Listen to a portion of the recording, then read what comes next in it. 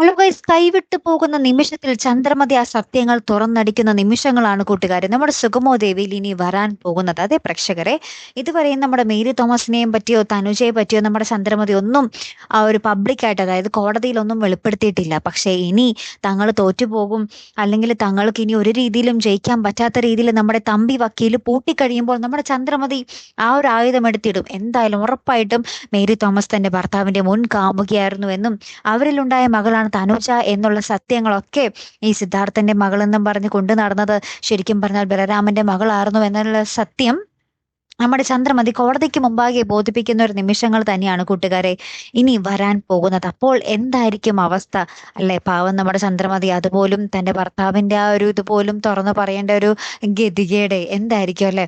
അപ്പൊ നമ്മുടെ സിദ്ധാർത്ഥനും പ്രഭാവതിയും ഇതൊക്കെ കേട്ടിങ്ങനെ ഭയങ്കരമായിട്ട് സങ്കടപ്പെട്ട് കണ്ണു നിറഞ്ഞൊക്കെ നിൽക്കുന്ന ഒരു നിമിഷങ്ങൾ തന്നെ ആയിരിക്കട്ടെ. അപ്പൊ നമ്മുടെ മന്ത്രി, നമ്മുടെ മേരി തോമസ് ആണെങ്കിൽ ഇപ്പോൾ ഒരു വലിയ പൊസിഷനിൽ നിൽക്കുകയാണ്. അപ്പൊ നമ്മുടെ മേരി തോമസിന് നേരെ എന്തായാലും ചോദ്യങ്ങൾ വരും. അപ്പൊ നമ്മുടെ മേരി തോമസും അതെ അതാണ് ശരി എന്നും പറഞ്ഞ് തനുജയ തന്റെ മകളാണെന്നും പറഞ്ഞ് ചേർത്ത് നിർത്തുന്ന ഒരു നിമിഷങ്ങൾ തന്നെ ആയിരിക്കട്ടെ നമ്മുടെ സുഗമോ ദേവിൽ ഇനി വരാൻ പോകുന്നത്. കാത്തിരുന്ന് തന്നെ കാണാം അല്ലെ? അടുത്തൊരു വീഡിയോയുമായി വരുന്നത് വരയ്ക്കും ഗുഡ് ബൈ.